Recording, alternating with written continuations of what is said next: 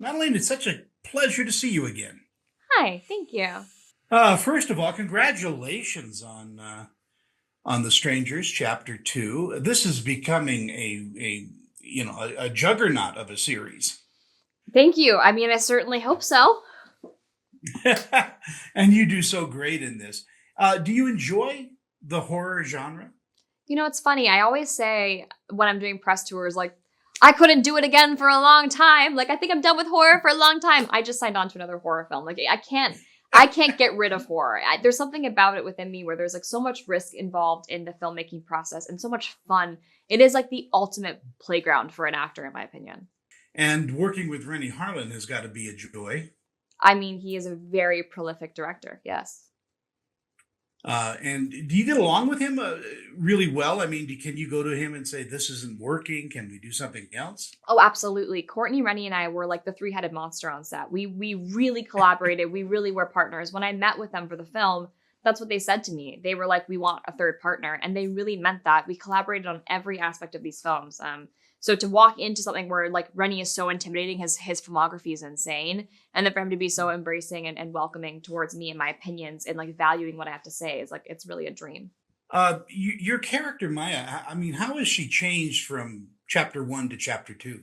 It's a great question. She, in chapter one, is a very normal person, on a normal road trip with her partner, put in these insane circumstances, and I think constantly questioning how can this possibly be real?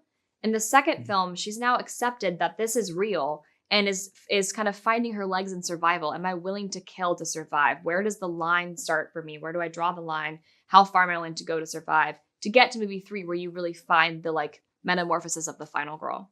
What do you think audiences take away from this incredibly dark and scary series of films? Well, I can tell you what I like about these movies. I can't tell you what audiences like, but what I like about these films is that you're really on the ride with Maya. Because we got three movies to tell this story, we were able to build out an arc where it's like in real time, you're watching this character struggle with the circumstances, come to terms with them, struggle with how do I become a survivalist? How do I survive?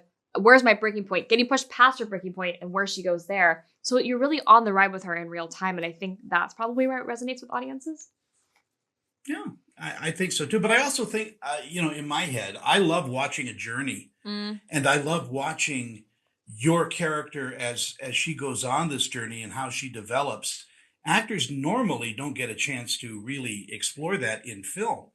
Especially in so much as you would usually shoot one film, walk away, shoot the second film, walk away, shoot the third film, walk away. So you wouldn't be informed as to where you're going at the end as an actor usually. I think it's such a blessing that I got all the information up front and I was able to build out an arc accordingly to the amount of time I had. Are you stepping behind the camera more and more? I know you executive produced the first one, but will you take a job sitting in the director's chair calling the shots? I EP'd the second one and I capital P produced the third film. I have a production company that has a pretty amazing slate of films I'm really excited about that start filming next year. And I have a natural ability for producing. I'm so terrified of directing, but I think that's usually when I can tell that I'm drawn to it. I was really terrified of doing these movies, and I think there's something about like feeling challenged and fearful about something that intimidates me and makes me want to do it.